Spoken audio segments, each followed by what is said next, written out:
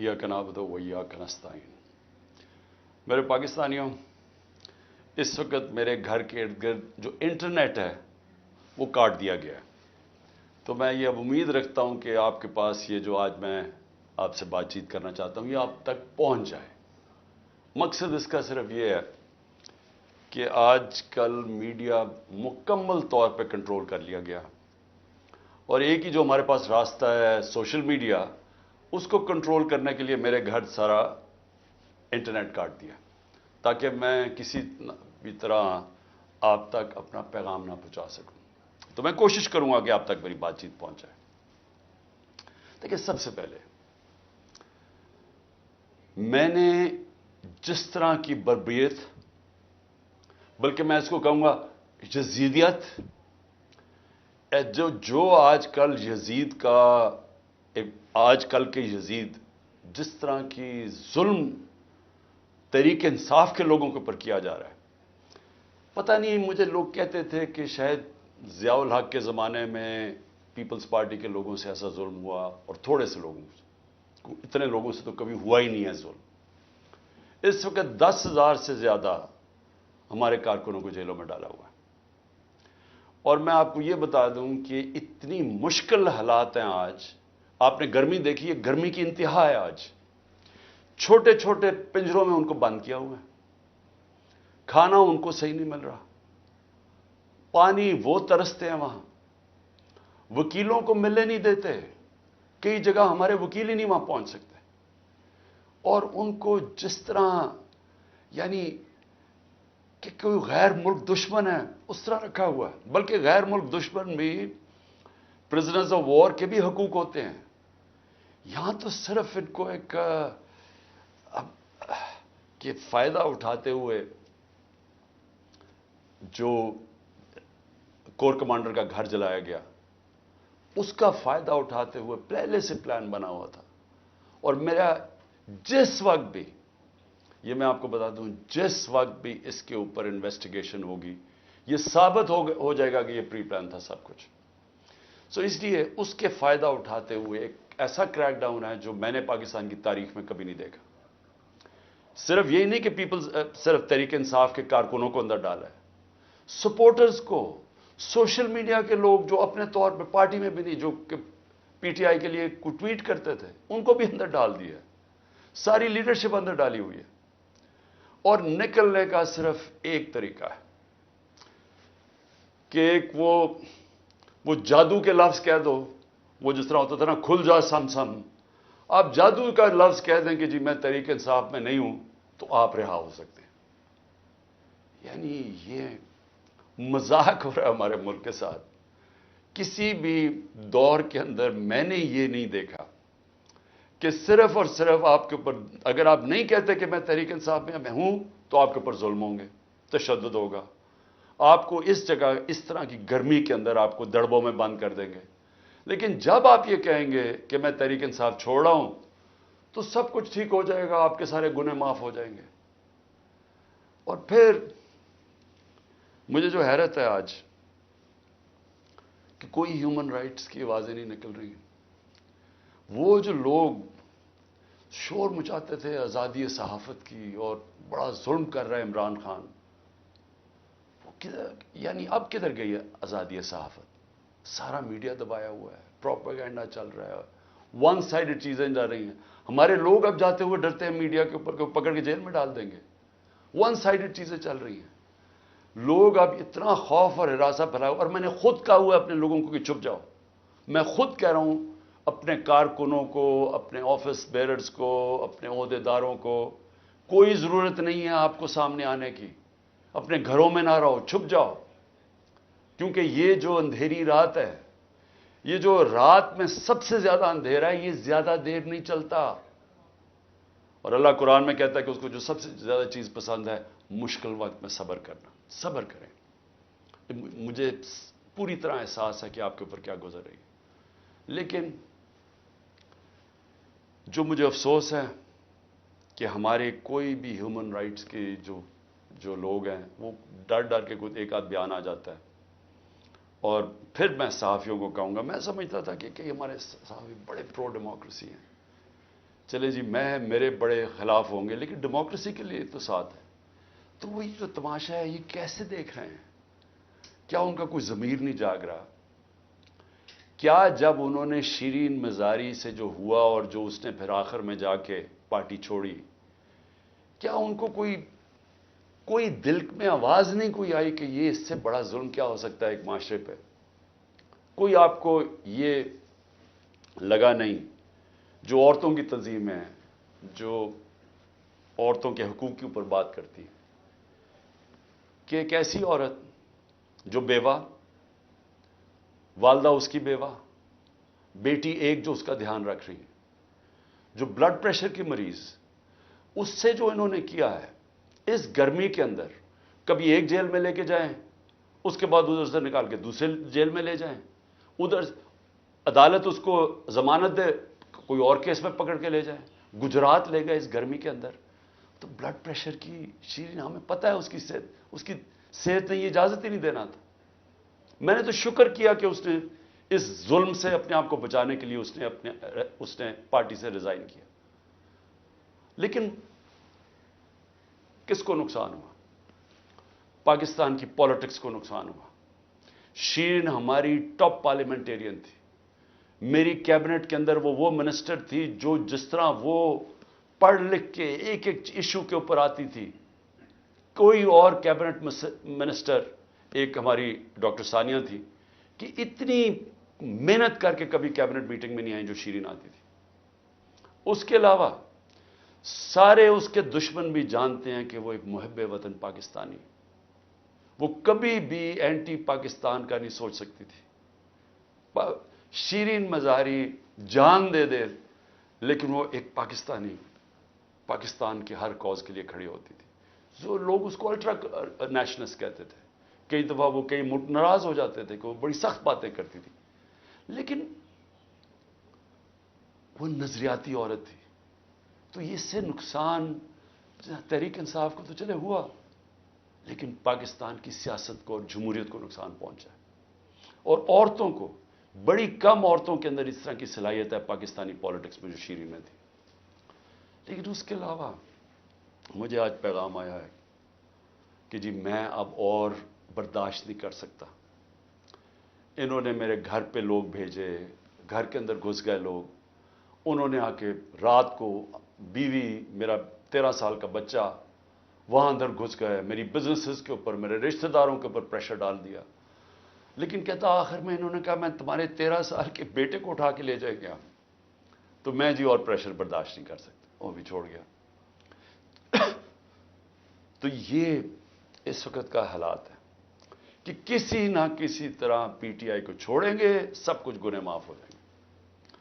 میں اس وقت مجھے حیرت ہو رہی ہے، اور مجھے کئی لوگوں کے اوپر خود پتا ہے کہ ان کے اوپر کتنا پریشر تھا، کیونکہ مجھے بتاتے رہے کہ یہ کر رہے ہیں، اب یہ وہ کر رہے ہیں، اب میری بزنس بند کر دی ہے. اوکاڑا کے اندر اس کے کسی کا گھر بن رہا تھا وہ گرا دیا، بلڈوز کر دیا. کسی کی دکانیں تھی وہ گرا دی جا کے. تو میں پھر سے، کیا یہ ہمارے وہ لوگ جو کہ بڑے جمہوریت کے سپاہی تھے اور وہ ہیومن رائٹس آرگنائزیشنز، کیا ان کو یہ نظر نہیں آ رہا کہ یہ نہیں ہے کہ یہ صرف تحریک انصاف کو نقصان پہنچ رہا ہے، یہ ہماری جمہوریت ختم کی جا رہی ہے. یہ وہ دور آ رہا ہے کہ اس کے اندر جمہوریت ختم ہو جائے گی، کیونکہ اس میں صرف یہی نہیں ہو رہا. ایک جو بنیادی چیز ہوتی ہے جمہوریت میں، فنڈامنٹل رائٹس، بنیادی حقوق کی حفاظت کی جاتی ہے جمہوریت میں. مغرب کے اندر، یورپ میں، انگلینڈ میں لوگ کیوں جاتے ہیں؟ اپنے ٹیکس دیں، قانون نہ توڑیں، آزاد ہوتے ہیں. کوئی ان کے بنیادی حقوق کے خلاف نہیں جا سکتا، وہ عدالت ان کی حفاظت کرتی ہے. ہاں تو بنیادی حقوق ہی ختم ہو گئے، فنڈامنٹل رائٹس کا معنی ہی ختم ہو گیا یہاں. یعنی جو میڈیا سے انہوں نے کیا، عمران ریاض سے کیا کیا؟ عمران ریاض سب سے زیادہ اس کی یوٹیوب کے اوپر ویورشپ تھی. اس کو ابھی تک عدالتوں نے بار بار کہا کہ ہمارے سامنے اس کو پیش کرو. کیوں نہیں پیش کر رہے؟ مجھے خوف ہے کہ اس کے اوپر تشدد اتنا کیا ہوگا کہ وہ عدالت میں لاتے ہوئے سے ڈر رہے ہیں. یہ ارشد شریف کے بعد یہ دوسرا ہے. کہ ارشد شریف سے جو انہوں نے کیا ہے، تو کدھر ہے ہماری صحافی کمیونٹی؟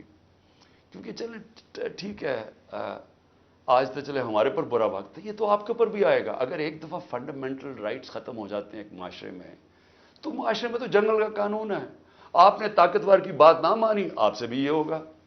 آپ نے طاقتور کی غلامی کر لی، سب کچھ ٹھیک ہو جائے گا، آپ کو معاف بھی کر دیا جائے گا، بلکہ آپ غلط کام بھی کریں تو آپ کو معاف کر دیا جائے گا۔ آپ مجرم ہو قوم کے، آپ منی لانڈرر ہو، آپ کے لنڈن میں اربوں روپے کی پراپرٹیز ہوں جو آپ بتا ہی نہیں سکتے کہ کدھر سے ہے، آپ کو معاف کر دیا جائے گا کیونکہ آپ طاقتور کے ساتھ کھڑے ہیں۔ لیکن کمزور کو بچانے والا کوئی نہیں ہوگا، کیونکہ جب فنڈامنٹل رائٹس ختم ہوتے ہیں جو ہو گئے ہیں پاکستان میں۔ اور مجھے یہ ابھی تک بتائیں، 25 لوگ شہید ہوئے ہیں، 69 لوگوں کو گولیاں ماری گئیں۔ کون سی جمہوریت ہے جدھر اس کے اوپر انویسٹیگیشن نہیں ہوتی؟ کیوں نہیں اب تک انویسٹیگیشن ہوئی ان لوگوں کے اوپر؟ وہ کون لوگ تھے؟ وہ پاکستانی تھے، ان کے حقوق ہیں، ان کے ماں باپ ہیں، کئیوں کے بیچارے بچے تھے جو وہ ایک روزی کمانے والا تھا، ان کو سیدھی گولیاں ماری گئی۔ کوئی انویسٹیگیشن ہوگی؟ کیونکہ اگر آپ یہ انویسٹیگیشن آج نہیں کریں گے، یہ آگے ہوگا، ہو سکتا ہے کہ آگے آپ ان گولیوں کا نشانہ بن جائیں۔ کیونکہ جب آپ یہ ہونے دیں گے ایک معاشرے کے اندر کہ پرامن احتجاج کے اوپر گولیاں چلا دیں اور بہانہ ماریں وہ کور کمانڈر کے گھر کا، اور اس سے سارا کچھ ہی اجازت مل جائے، لائسنس ٹو کل مل جائے، جو مرضی آپ کریں، تو یہ آپ کی بھی باری آ جائے گی۔ اس لیے آج ہمیں فوری طور پہ انویسٹیگیشن کرنی چاہیے ان لوگوں کی، جو صرف یہی نہیں کہ جو 25 لوگ شہید ہوئے ہیں سیدھی گولیوں سے، وہ لوگ جو کہ ہاسپٹل میں پڑے ہوئے ہیں۔ 2 کی مجھے پتا چلا ہے، کیونکہ ہمیں پتہ ہی نہیں اب چلتا کچھ، کیونکہ سارے کارکن تو یا چھپ گئے ہیں یا جیلوں میں ڈال دیے ہیں، تو آہستہ آہستہ خبریں آتی ہیں کہ 2 کارکنوں کی ٹانگیں کٹ گئی ہیں، کیونکہ گولیاں ماری ان کی ٹانگوں کے اوپر، ان کی ٹانگیں کٹ گئی ہیں، تو ان کی زندگیاں گئیں۔ تو کون پوچھے گا ان کو؟ اور یا پھر آپ یہ فیصلہ کریں گے کہ اس ملک کے اندر پرامن احتجاج کی اب سے اجازت نہیں ہے، آپ یہ کہہ دیں گے کہ آپ نے جو مائٹ از رائٹ، جو جنگل کا قانون ہے، جو طاقتور فیصلہ کرے گا آپ کو اس کے سامنے سجدے کرنے پڑیں گے۔ یعنی طاقت کی غلامی قبول کرنے کے لیے جو تیار ہے پھر وہی بچے گا اس ملک میں۔ اور میں آج یہ ضرور کہنا چاہتا ہوں کہ یہ جو سب کچھ ہو رہا ہے اس کے پیچھے کیا ہے؟ یہ کیوں ہو رہا ہے سب کچھ؟ یا تو چلیں یہ سب کچھ ہو رہا ہو اور پاکستان کو اس سے کوئی فائدہ ہو رہا ہو، یا اس سے کوئی ملک چینج آ جائے، یا اس سے ایک دم یہ ہو، یہ جو ہمارے لوگوں کو چینج کر رہے ہیں، وہ پالیٹکس چھوڑ رہے ہیں، پی ٹی آئی کے لوگ جو میں پالیٹکس چھوڑ رہا ہوں، وہ پریشر کے اندر سارے ہاتھ کھڑے کر رہے ہیں، تو کیا اس سے یہ ہوگا کہ پارٹی ختم ہو جائے گی؟ جو بھی یہ سوچ رہا ہے، جس کی بھی یہ سوچ ہے، خدا کے واسطے اپنا ذہن کو، اپنا ہیڈ ایگزامن کرواؤ، سوچو اس کے اوپر کہ آپ کیا کر رہے ہیں۔ کبھی آئیڈیا بھی مارا جاتا ہے اس ظلم سے، یعنی کبھی ایک نظریہ بھی اس طرح ختم ہوتا ہے۔ یہ جانوروں اور انسانوں میں فرق ہے۔ بھیڑ بکریوں کو آپ ڈنڈے ماریں وہ سارا اس طرف لگ جائیں گے جدھر آپ چلائیں گے، لیکن یہ انسان ہے۔ اور جب انسانوں کے اندر ایک آئیڈیا آ جاتا ہے آزادی کا، وہ آپ ختم کر ہی نہیں سکتے۔ آپ جتنا مرضی ظلم و تشدد کریں، یہ آئیڈیا ختم نہیں ہونے لگا۔ اگر یہ آئیڈیا ختم ہونا ہوتا تو مقبوضہ کشمیر میں آج وہ ہاتھ کھڑا کر کے اور آرام سے چپ کر کے قبول کر لیتے ہندوستان کی غلامی۔ 1 لاکھ سے اوپر کشمیری شہید ہو چکا ہے۔ کشمیریوں کے اوپر جو ہم آج ہمارے پہ ظلم ہو رہا ہے، یہ کشمیری 30 سال سے ہو رہا ہے ان کے اوپر۔ ان کے بھی گھروں میں گھس جاتی ہے رات کو پولیس، لوگ اٹھا کے لے جاتے ہیں، نوجوانوں کو اٹھا کے لے جاتے ہیں، جیلوں میں ڈال دیتے ہیں، ان کو بھی کوئی پوچھنے والا نہیں ہے، ان کے بھی کوئی فنڈامنٹل رائٹس نہیں ہیں، ان کے سارے لیڈروں کو بند کر دیا ہے، وہاں بھی میڈیا کے اوپر کنٹرول کیا ہوا ہے۔ لیکن جس وقت موقع ملے گا کشمیریوں کو اپنی آواز سنانے کا، ایک آواز سے سارا کشمیری کہے گا آزادی، ایک آواز سے کہیں گے آزادی۔ انہوں نے جتنی بربریت کی ہے ہندوستان نے وہاں، اس کا کیا ہوا ہے؟ اس کا نتیجہ یہ ہوا ہے کہ جو پرو انڈین پولیٹیشین تھے وہی ختم ہو گئے ہیں. اب جو انڈیا کی بات کرتا ہے اس کو کوئی ووٹ ہی دینے کے لیے نہیں تیار. تو بجائے وہ ان کو یعنی کامیاب ہونے کے انہوں نے اور ہی کشمیری لوگوں کو آزادی کی طرف دھکیل دیا. یہی ہو رہا ہے پاکستان میں. آپ جتنا مرضی کریں گے, کبھی کوئی پارٹی جس کا جب ووٹ بینک بن جاتا ہے, جو آج ماشاءاللہ تحریک انصاف کا بن گیا ہے, ان حربوں سے اس کو آپ ختم نہیں کر سکتے. یہ بڑھتی جائے گی اب پارٹی. لوگوں کے اندر غصہ ہے, یہ جو دیکھ رہے ہیں تماشا. کیا لوگ بیوقوف ہیں؟ ان کو نظر نہیں آ رہا کیا ہو رہا ہے؟ آپ بشک میڈیا کے اوپر جو مرضی کنٹرول کر لیں. لوگ جب مجھے ابھی بھی یاد ہے جب ذوالفقار علی بھٹو کے ایوب خان کے دور میں جب اس کے اوپر سینسرشپ تھی تو ہم اس کا ایک ایک فقرہ ڈھونڈا کرتے تھے. 2 لائنیں بھی ہوتی تھی. وہ اس وقت پاکستان ٹائمز یا وہ نوائے وقت ہوتا تھا یا جنگ ہوتا, ایک ایک فقرہ ڈھونڈتے تھے اس کا کہ وہ کیا کہا اس نے. اور اب سوشل میڈیا کا زمانہ ہے, تو اب آپ کیسے بند کریں گے؟ لوگوں کو تو انفارمیشن اب مل رہی ہے. لوگوں کو تو یہ پتہ چل گیا کہ یہ سارا سٹیج مینج تھا, یہ پوری کانسپریسی کی ہوئی تھی, پری پلان بنا ہوا تھا. اب اس کے اندر کئی رائے ہیں کہ آئی بی نے کیا یا ایم آئی نے کیا. اس کے اندر تو سوشل میڈیا پہ اب چل رہی ہیں چیزیں, لیکن یہ پتہ ہے کہ یہ پری پلان تھا کہ انہوں نے اس کا پورا فائدہ اٹھانا تھا تحریک انصاف کو ختم کرنے کے لیے. میرا صرف ایک پوائنٹ ہے کہ جو نظریے کو ظلم اور یزیدیت سے ختم کرنے کی کوشش کر رہے ہیں, ان کو ہیومن نیچر کا بھی نہیں پتا, ان کو انسانی تاریخ کا نہیں پتا, ان کو انسانی موومنٹس کا نہیں پتا. انہوں نے جب ایران کے اندر انقلاب آیا تھا وہاں بھی بڑی بربریت ہوئی تھی, انہوں نے بڑا ظلم کیا تھا ان لوگوں کے اوپر, لیکن نہیں روک سکے تھے. اس کو کوئی روک نہیں سکتا. میری یہ بات مان لیں, اس وقت یہ سارے لوگوں کو آپ پکڑتے جائیں, ہمارے سارے پارٹی کے, اور میں ویسے آج سلام کرتا ہوں ان لوگوں کو کہ اتنے پریشر کے باوجود ہماری لیڈرشپ کھڑی ہے آج, کہتی نہیں ہم تحریک انصاف میں. میں ان کو خاص طور پہ سلام کرتا ہوں کیونکہ مجھے پتہ ہے ان کے اوپر کیا گزر رہی ہے. لیکن فرض مال سارے بھی چھوڑ دیتے ہیں تحریک انصاف کو. میں آج آپ کو کہہ رہا ہوں, جس کو میں پی ٹی آئی کا ٹکٹ دوں گا وہ انشاءاللہ جیتے گا, اور وہ اس لیے جیتے گا کہ لوگ فیصلہ کر بیٹھے ہیں.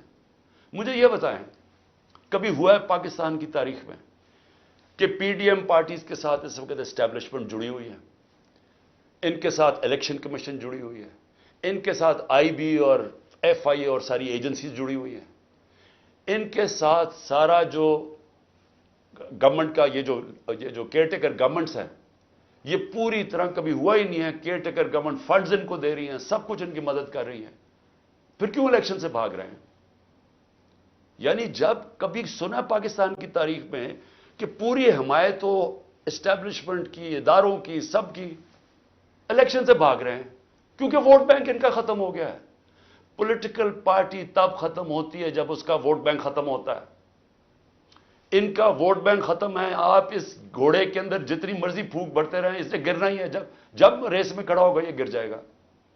اور تحریک انصاف کو آپ نہیں ختم کر سکتے. لیکن جو میں تیسری بات کرنا چاہتا ہوں, لیکن مجھے اپنے ملک کے اوپر خوف آ رہا ہے. عمران خان کو باہر کرتے کرتے یہ تو ہمارا ملک تباہ کر رہے ہیں. کوئی سوچ رہا ہے کہ معیشت کس طرف جا رہی ہے؟ کوئی اب تنخواہ دار طبقے سے کسی نے پوچھا اب یہ بل آئیں گے بجلی کے, ان سے ذرا پوچھا کہ وہ کیسے بل دیں گے؟ کبھی کسی نے پوچھا ہے کہ جو 100 روپیہ تھا ہمارے دور میں جب ہم چھوڑ کے گئے ہیں, وہ صرف 50 روپے اس کی قیمت, خریدار قیمت رہ گئی ہے. تو اس مہنگائی کے اندر کسی نے پوچھا ہے کہ اس ملک کا کمزور طبقہ کیسے گزارا کر رہا ہے؟ کمزور طبقہ چھوڑیں, میں تنخواہ دار طبقے کی اب بات کر رہا ہوں, جن کو اچھی خاصی تنخواہیں ملتی ہیں. وہ سوچیں وہ کیسے گزارا کر رہے ہیں.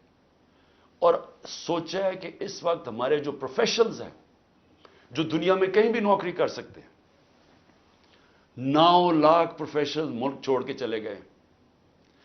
اس کی کوئی اندازہ ہے کہ یہ کتنا بڑا نقصان ہے؟ اگر پاکستان میں ہم نے شوکت خانم کینسر ہاسپٹل بنایا تھا, اور آپ سارے عرب دنیا میں چلے جائیں, وہاں اگر آپ کو کینسر ہاسپٹل ملے گا تو سارا باہر سے لوگ, ان کے جو سٹاف ہے, جو آنکولوجسٹ ہیں, جو کینسر اسپیشل, سب باہر سے آئے ہوئے ہیں. پاکستان میں کیوں ہم بنا سکے انٹرنیشنل کیلیبر کا ہاسپٹل، کیونکہ کوالیفائڈ پاکستانی باہر سے آئے تھے یہاں کام کرنے کے لیے. اب وہ لوگ باہر جانے کا سوچ رہے ہیں. 10% ہمارے کنسلٹنٹ چھوڑ کے جا رہے ہیں. اور اگر یہ میں اپنی انسٹیٹیوشن کی بات کر رہا ہوں تو مجھے بتائیں باقی جگہ کیا ہو رہا ہوگا. جب اس ملک کے پروفیشنلز پڑھے لکھے لوگ چھوڑ کے ملک جا رہے ہیں، سوچیں یہ ملک کدھر جا رہا ہے. اور دوسرا، ڈالر جا رہے ہیں ملک سے باہر، سب ڈالر باہر بھیج رہے ہیں. اس وقت کوئی سرمایہ کاری نہیں ہو رہی، لوگ ڈالر خرید رہے ہیں. 300 سے زیادہ تو روپیہ ڈالر ہو گیا پاکستان میں. کیا اس کا اندازہ ہے کہ اب ملک کے اوپر کیا ہونے والا ہے؟ نہ کوئی انویسٹمنٹ آ رہی ہے، کوئی سرمایہ کاری نہیں آ رہی. نہ پاکستان کے اندر کوئی سرمایہ کاری کرنا چاہتا ہے، نہ باہر. وہ ڈالر پکڑ کے بیٹھ گئے. نہ باہر سے کوئی کمرشل بینک پیسے دینے کے لیے تیار ہے، نہ باہر سے کوئی انویسٹر آنے کے لیے تیار ہے. اور سارے جو پاکستان کے ہم ریکارڈ انڈیکیٹرز چھوڑ کے گئے تھے، ریکارڈ پہ ایکسپورٹس تھی، آج ایکسپورٹس گر رہی ہیں. ریکارڈ پہ ریمیٹنسز تھی، وہ آج ریمیٹنسز گر رہی ہیں. ریکارڈ ٹیکس کلیکشن تھی، آج ٹیکس کلیکشن گر رہی ہے. آئی ٹی 75% ہماری ایکسپورٹس بڑھی تھی فیوچر ٹیکنالوجی کا، وہ آج نیچے چلی گئی ہیں. آج جو ہمارا جو کسان ہے، ذرا اسے پوچھے تو صحیح کہ اس کے کیسا گزارا ہو رہا ہے. کتنا پیسہ تب بن رہا تھا، آج وہ کتنا پیسہ بنا رہا ہے. کیونکہ مہنگائی اتنی ہو گئی ہے کہ اس کے پاس اب ہاتھ میں اتنا پیسہ ہی نہیں ہے. جتنا کسان کے پاس پیسہ آئے گا وہ زمین پہ لگائے گا. کبھی پوچھا ہے کہ جو پروڈکشن سینٹر ہیں جس سے دولت بنتی ہے، جس کی وجہ سے آپ نے قرضے واپس کرنے ہیں، جو ہے انڈسٹری بند ہو رہی ہے. آج بے روزگاری پھیل رہی ہے. ریکارڈ انڈسٹریل پروڈکشن تھی ہماری، 10.4% لارج سکیل مینوفیکچرنگ تھی ہمارے آخری مہینے میں، آج وہ گر رہی ہے. آج جو سب سے خوفناک چیز ہے کہ جب آپ کے باہر سے ڈالر کم آ رہے ہیں، جب آپ کے ڈالر کم آنے شروع ہو گئے ریمیٹنسز اور ایکسپورٹس کے، اس کا کیا ہوگا؟ قرضے بڑھتے جا رہے ہیں، ڈالرز کم ہوتے جا رہے ہیں. آج جتنا پاکستان اپنا ٹیکس میں پیسہ اکٹھا کرتا ہے، یہ سن لیں پاکستانیوں، جتنا ہم ٹیکس میں پیسہ اکٹھا کرتے ہیں سارا قرضوں کے اوپر سود پہ چلا جاتا ہے. ملک پھر قرضوں پہ چل رہا ہے. اب ریکارڈ قرضہ لے رہے ہیں ہم، سود ادھر پہنچ گیا ہے قرضوں کے اوپر کہ سارا ہی ہمارا ٹیکس کا پیسہ اب سود میں چلا جائے گا. تو میں یہ سوچنے کی کوشش کر رہا ہوں کہ کیا یہ جو لوگ یہ فیصلے کر رہے ہیں کہ عمران خان کو باہر رکھو، کیا ان کو نہیں نظر آ رہا کہ پاکستان ڈوب رہا ہے؟ کیا ان کو نہیں نظر آ رہا کہ ان کے پاس روڈ میپ ہی کوئی نہیں ہے؟ میں آج میں کمیٹی بنانے کے لیے تیار ہوں، ایک مذاکراتی کمیٹی. کسی سے بھی، وہ جو بھی اس وقت طاقتور لوگ ہیں، میں ان سے جا کے وہ بات کریں. وہ دو چیزیں کر لیں، کیونکہ اور تو ابھی مجھے تو سمجھ نہیں آ رہی. ہم نے بڑی کوشش کی بات کرنے کی. جو یہ پہلے لوگ تھے وہ عجیب عجیب باتیں کرتے تھے کہ جی ہم تو اکتوبر میں الیکشن کروائیں گے. کیوں جی اکتوبر میں الیکشن کروائیں گے؟ بولے نا، وہ اس لیے کروائیں گے کہ یہ انہوں نے کرنا تھا ہمارے ساتھ. جب کرش ہو جائے گی تحریک انصاف تو تب الیکشن کروائیں گے، اور ان کے پاس کوئی جواب ہی نہیں تھا. میں یہ کمیٹی بناتا ہوں، میں دو چیزیں کہتا ہوں، دو چیزیں کرتے ہیں. اگر اس کمیٹی کو یہ بیٹھ کے کہہ دیں کہ جی عمران خان کے بغیر پاکستان بہتر ہو جائے گا اور آپ کے پاس کوئی سلوشن ہے، میں پھر سے کہتا ہوں کہ اس ملک کی خاطر میں چھوڑ دیتا ہوں، میں پیچھے ہٹ جاتا ہوں. اگر آپ یہ کمیٹی کو سمجھا دیں کہ میرے بغیر ملک بہتر چلے گا، چلے میں ملک کی خاطر یہ بھی چھوڑنے کے لیے تیار ہوں. یا دوسری چیز، یا اس کمیٹی کو یہ کہہ دیں کہ اکتوبر میں الیکشن کروانے سے پاکستان کو کیا فائدہ ہے. یہ تو ہمیں سمجھ آ رہی ہے کہ اکتوبر تک تحریک انصاف کو ان کا خیال ہے کرش کر دیں گے، لیکن پاکستان کو کیا فائدہ ہے؟ ہم کیوں اکتوبر تک انتظار کر رہے ہیں جب ملک نیچے جا رہا ہے؟ یا یہ دو چیزیں کنونس کر دیں. میں اس کی کمیٹی بناؤں گا، میں انشاءاللہ کل اناؤنس کر دوں گا. لیکن میں آج آخر میں دو چیزوں پہ ختم کرتا ہوں. ایک تو آخر میں تو میں القادر کے اوپر بات کرنا چاہتا ہوں، جو 4 گھنٹے میں 4.5 گھنٹے مجھے نیب میں بٹھایا کل انہوں نے، اس کے اوپر بات کرنا چاہتا ہوں.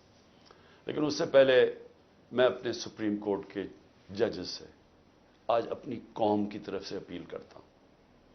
دیکھیں، آپ اس وقت ہماری آخری امید ہے. پاکستان میں اب رول آف لا ختم ہو چکا ہے. आइन इस मुल्क के अंदर तकरीबन ख़त्म हो चुका है।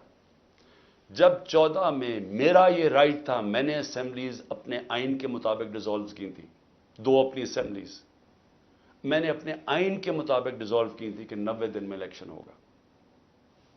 किधर गया इलेक्शन? 14 मई की उन्होंने डेट दी चीफ जस्टिस साहब ने और सुप्रीम कोर्ट। 14 मई गुजर गई, किसी को कुछ फर्क ही नहीं पड़ा। तो इसका मतलब तो आइन जब आपका गया है तो रह गया जंगल का कानून। अब तो इसमें मतलब कि जो ताकतवर वो फैसला करेगा कौन सा आइन की शिक पे चलना है उसने। नजरिया जरूरत तो शुरू हो गया पाकिस्तान में। मैं अपने सुप्रीम कोर्ट के जजेस को, मुझे पता है आपके अंदर इख्तलाफात हैं, देखें मुल्क के लिए बहुत जरूरी है। आपने अगर इस मुल्क की जमहूरियत को ना बचाया और आखिरी उम्मीद अब आप रह गए, ये तारीख आपको माफ नहीं करेगी। क्योंकि जा रहा है जिस तरफ पाकिस्तान जा रहा है, ये सारी हमारी डेमोक्रेसी को डिसमेंटल किया जा रहा है। सारे जो जमहूरियत के इदारे हैं वो एक एक करके तबाह किए जा रहे हैं। या जमहूरियत नहीं है अब। हम तो, मैं बैठा होता हूं हर रोज कि किस दिन आके मुझे पकड़ लेंगे, एकदम इंटरनेट बंद कर दी पकड़ के। यानी कौन सी जमहूरियत में होता है? सारे लोगों को जेलों में डाल दे। मुझे ये नहीं पता मैं अब किसे कांटेक्ट किसे करूं। मेरे से कांटेक्ट ही कोई नहीं हो रहा, ना मुझे लीडरशिप मिलती है ना कोई मिलता है। जो मैं जूम पे मीटिंग करता था, इन्होंने वो इंटरनेट बंद कर जूम ही खत्म कर दिया। तो मैं तो तैयार बैठा हूं कि जो भी करने के लिए आएंगे, जब भी पकड़ेंगे, मैं तो खैर तैयार बैठा हूं, हर रोज तैयार होता हूं। लेकिन मैं आपसे, सुप्रीम कोर्ट के जजेस साहिबान, देखें कौम आपकी तरफ देख रही है और ये आपकी यूनिटी इस कौम के लिए बहुत जरूरी है। आपके ऊपर अब है कि इस मुल्क की जमहूरियत के लिए स्टैंड लें। आपके लिए जरूरी है कि इस मुल्क को आप बचाएं कि ये टोटल जंगल का कानून, बनाना रिपब्लिक बन रहा है हमारा मुल्क। यहां किसी शहरी को इस वक्त जो आज आवाज उठाता है, कोई तनकीद करता है, उसको या उठा के ले जाते हैं या उसको मारे पड़ती हैं या उनकी बिजनेसेस बंद कर देते हैं। यानी ये तो ऐसे लग रहा है कि हम वो हिटलर के गेस्टापो के दिनों में बैठे हुए हैं। यानी हमारे लिए तो वो दिन आ गए। तो मोजेस सुप्रीम कोर्ट के जजेस साहिबान, ये आपके ऊपर बहुत बड़ी जिम्मेदारी है और अल्लाह उन लोगों को, जिन लोगों को जिम्मेदारी देता है, उनके ऊपर इम्तिहान भी बड़ा डालता है। ये आपके ऊपर है, हमारी जो रईस जमहूरियत है इसको बचाना, क्योंकि हमें और अब कोई उम्मीद नहीं नजर आ रही। आखिर में मैं अल-कादर के ऊपर देखिए जी, अब आपने ऐसे समझना है कि ये सारी जो एक कैबिनेट के अंदर फैसला हुआ था 3 दिसंबर 2019 में, अब आपने ऐसे देखना कि आप मेरे कैबिनेट मेंबर्स हैं और आपने क्या फैसला करना है। यह मैंने अब सारा मेरा जो केस बना हुआ है वो ये कह रहे हैं कि ये इमरान खान आपने फैसला गलत किया। आपने ये फैसला इसलिए किया कि वो अल-कादर ट्रस्ट जो 1 साल पहले बनना शुरू हो गया था, आपने फैसला किया और उसकी ग्राउंड ब्रेकिंग हो गई थी इससे 7 महीने पहले। लेकिन ये कह रहे हैं कि वो अल-कादर ट्रस्ट में क्योंकि आपको फाइनेंशियली फायदा हुआ, जो कि नहीं हुआ, इसलिए आपने ये गलत फैसला किया। अब ये फैसला क्या था जरा आपने समझना है कि आप मेरे कैबिनेट मेंबर हैं। कैबिनेट के सामने ये चीज रखी गई कि जी हमारे एक मलिक रियाज के और एनसीए होता है नेशनल क्राइम्स, उनकी नेशनल क्राइम होती है एजेंसी, वो एनसीए ने मलिक रियाज के पैसे फ्रीज कर दिए 190 मिलियन पाउंड इंग्लैंड के अंदर। और वर्ड ये सुने, उन्होंने कहा ये सस्पिशियस ट्रांसैक्शन है। उन्होंने मनी लॉन्ड्रिंग नहीं कहा, उन्होंने कहा कि हमें शक है कि ये पैसा ये वाइट पैसा नहीं है, ब्लैक का पैसा। उन्होंने पैसे फ्रीज कर दिए। मलिक रियाज और एनसीए के बीच में एक एग्रीमेंट हो जाती है, उनके वकील एग्रीमेंट कर लेते हैं। उस एग्रीमेंट के तहत यह फैसला होता है, मलिक रियाज कहता है कि ये जो 190 मिलियन पाउंड है, ये मैं पाकिस्तान में जो मैंने सुप्रीम कोर्ट को वादा किया था, जो मेरे ऊपर जुर्माना लगा था, मैं ये उस अकाउंट में डालना चाहता हूं सुप्रीम कोर्ट के। हमारी कैबिनेट के सामने अब यह आता है कि आपके पास 2 चॉइसेस हैं। अगर आप इसको, ये एग्रीमेंट को कॉन्फिडेंशियल रखेंगे یعنی آپ کیبنٹ کے اندر کھولیں گے نہیں، کیونکہ انہوں کا یہ تھا کہ جب کیبنٹ میں اگریمنٹ کھلے گی تو وہ پبلک ہو جائے گی، کیونکہ کیبنٹ کے منٹس پبلک ہو جاتے ہیں۔ تو انہوں نے کہا کیونکہ وہ پبلک ہو جائے گی اس لیے ہم اس کو کانفیڈینشیل رکھتے ہیں، لیکن اگر عدالت کھولنا چاہے تو وہ کھول سکتی ہے، یا کوئی ایجنسی نیب کوئی کھولنا چاہے کھول سکتی ہے۔ یہ تھی اگریمنٹ۔ لیکن اگر آپ یہ نہیں مانتے، اب یہ ذرا غور سے سنیں، اگر آپ اس کو کانفیڈینشیل نہیں رکھتے تو آپ کو پاکستان کی گورنمنٹ کو برطانیہ کے اندر جا کے کیس کرنا پڑے گا کہ یہ جو 190 ملین پاؤنڈ ہے یہ پاکستان سے منی لانڈرنگ ہو کے گیا ہے، اور آپ کو ثابت کرنا پڑے گا کہ یہ پاکستان سے منی لانڈرنگ ہوئی ہے۔ اب سمجھ گئے؟ اب اگر آپ یہ کیس ہار گئے تو یہ پیسہ انگلینڈ میں رہ جائے گا، یہ آپ کا 190 ملین پاؤنڈ چلا جائے گا، یہ انگلینڈ میں رہ جائے گا۔ تو اگر آپ کو کیس جیت جاتے ہیں تو پھر وہ پاکستان میں آئے گا، اور وہ دوسری مد میں آئے گا، وہ آئے گا اس مد کے اندر کہ یہ جو سپریم کورٹ کی جو اکاؤنٹ ہے اس میں نہیں جائے گا، گورنمنٹ آف پاکستان کو آ جائے گا منی لانڈرنگ کا۔ اب کیبنٹ کے اندر ڈسکشن کیا ہوتی ہے؟ ہمیں بتایا جاتا ہے کہ $100 ملین پاکستان لٹیگیشن میں، یعنی ہم وکیلوں کو دے بیٹھے ہیں اور پیسہ ڈوب چکا ہے $100 ملین، اور کچھ نہیں ہمیں ملا واپس۔ ہمیں لیگل ایکشن سے آج تک ایک آنا نہیں ملا، اور انہوں نے کہا یہ 5-6 سال لٹیگیشن چلے گی، اور کوئی گارنٹی نہیں ہے کہ آپ ثابت کر سکیں گے کہ جی منی لانڈرنگ کا پیسہ ہے آپ یہ، اور اگر آپ نے ثابت نہ کیا تو یہ پیسہ انگلینڈ چلا گیا۔ اب یہ تھا کیبنٹ نے کیا فیصلہ کیا، آپ کیا فیصلہ کریں گے کہ کیا مجھے 190 ملین پاؤنڈ مل رہا ہے وہ پاکستان آ جائے اسی وقت؟ ہمیں بڑی ڈالرز کی ضرورت تھی، ہمیں ہمیشہ ہوتی ہے، آج بھی ہمیں ڈالرز کی ضرورت ہے، اور کبھی اتنا پیسہ پاکستان نہیں آیا۔ کیا ہم اس پیسے کو فوری طور پہ لے آئیں اور سٹیٹمنٹ میں کر دیں، یا پھر ہم قانونی کارروائی میں پڑیں جو کہ 5-6 سال چلے گی اور پتہ نہیں پیسہ آئے گا نہیں؟ مجھے ایک آدمی بتا دیں کہ جو اس سے اختلاف کرے گا کہ وہ پیسہ پاکستان لے آؤ۔ میں یہ پوچھنا چاہتا ہوں کہ کون سا احمق ہوگا جو پتا ہوگا کہ آپ نے کیس بھی نہیں، یعنی کون سا یہ جوا کھیلے گا اور 5-6 سال انتظار کرو اور ہو سکتا ہے پیسہ ہی نہ آئے؟ تو ساری کیبنٹ نے فیصلہ کیا کہ جناب ٹھیک ہے، کانفیڈینشیل اگریمنٹ ہم مان لیتے ہیں، پیسہ پاکستان آ جاؤ۔ پیسہ پاکستان آ گیا، اسٹیٹ بینک کے اندر ڈپازٹ ہو گیا، سپریم کورٹ کے اندر وہ پیسہ ڈپازٹ ہو گیا 190 ملین پاؤنڈ۔ اب اگلی بات، اب نیب مجھے کہہ رہی ہے کہ آپ نے یہ اس لیے بدنیتی سے کیا کیونکہ آپ نے ملک ریاض نے آپ کے لیے القادر ٹرسٹ جو ہے وہ اس نے جو سارا اس کا سپانسر وہ تھا، تو آپ نے اس کو فائدہ پہنچانے کے لیے کر دیا۔ بھئی سوال بڑا سمپل ہے، آج آپ کے پاس 190 ملین پاؤنڈ پڑا ہوا ہے سپریم کورٹ میں، نیب آج کہے کہ یہ غلط مد میں پیسہ آ گیا ہے، آپ جا کے انگلینڈ کے اندر کیس کریں اور ثابت کر دیں کہ منی لانڈرنگ کا پیسہ ہے اور وہ ادھر سے ادھر چلا جائے گا۔ یعنی آپ کو کون روک رہا ہے اس چیز میں؟ کیونکہ آپ نے صرف ثابت کرنا ہے کہ منی لانڈرنگ کا پیسہ، جا کے کیس کر کے کر دیں، پیسہ تو پاکستان آ گیا، تو کون چیز کیا آپ کو روک رہی ہے؟ اگر آپ یہ سمجھتے ہیں کہ غلط مد میں چلا گیا تو آپ کے پاس تو اپرچونٹی ہے، نیب تو کیس کر سکتا ہے، کیوں نہیں کیا ابھی تک کیس؟ صرف مجھے ذلیل کرنے کے لیے، اور یہ کہہ رہے ہیں کہ مجھے ذاتی طور پہ فائدہ ہوا۔ اب القادر کیا ہے؟ میں نے یہ فیصلہ کیا تھا کہ جب بھی مجھے اللہ نے موقع دیا، 2 چیزیں میں نے کی۔ رحمت للعالمین اتھارٹی سیٹ اپ کی کہ میں اپنے بچوں کو سیرت نبی اسکولوں سے شروع کریں، ریسرچ کروائیں، ہمارا کیریکٹر بلڈنگ شروع ہو، ہماری اخلاقیات بالکل ختم ہو چکی ہے، اس کو ہم اٹھائیں اپنے نبی کی سیرت کے ذریعے۔ اور دوسرا میں نے یہ یونیورسٹی رحمت للعالمین اتھارٹی، اور یہ دوسرا یونیورسٹی کا سوچا، القادر یونیورسٹی، جس میں ہم نے کوشش یہ کی کہ سیرت نبی کے اوپر ہم ریسرچ کریں، انٹرنیشنل اسکالرز کو میں نے انگیج کیا، اور پھر ٹیکنالوجی بھی پڑھائی جائے بچوں کو۔ یہ اس کا مطلب تھا کہ ماڈرن ٹیکنالوجیز بھی پڑھائیں، آرٹیفیشل انٹیلیجنس ایسی، اور ساتھ ساتھ اپنی لیڈرشپ ڈیولپ کریں سیرت نبی کے اوپر، ان کے کیریکٹر کے اوپر، اور لوگوں کو تیار کریں۔ میری جو بیوی بشرا بیگم، ان کے اوپر وارنٹ نکال دیے گئے، کس چیز کے؟ کہ وہ ایک ٹرسٹی ہیں، ان کو میں نے ٹرسٹی رکھا۔ کیوں ٹرسٹی رکھا؟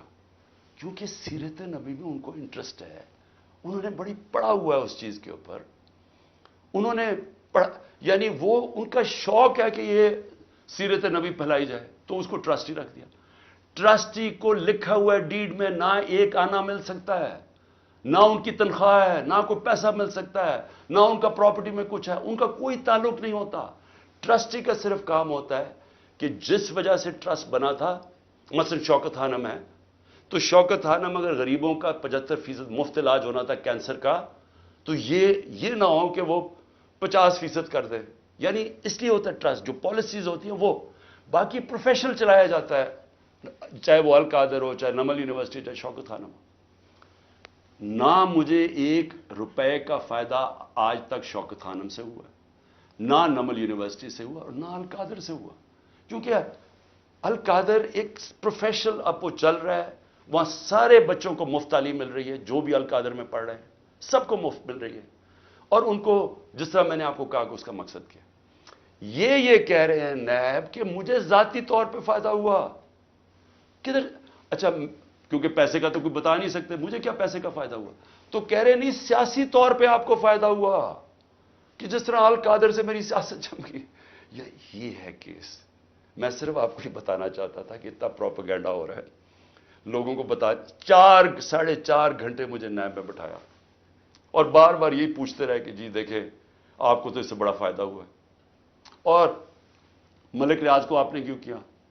بھئی ملک ریاض کو اس لیے کیا کہ پاکستان کے سب سے بڑا بلڈر ہے وہ ہے ملک ریاض، اور ملک ریاض میرا کیا انٹرسٹ تھا، وہ اس کے پاس جو موبلائزنگ اکوپمنٹ ہے وہ سب سے تیزی سے کام کرتا ہے، یعنی وہ اگر آپ اسے کہے کوئی اتنی تیز کام نہیں کرتا جتنا ملک ریاض کی کنسٹرکشن کرتی ہے۔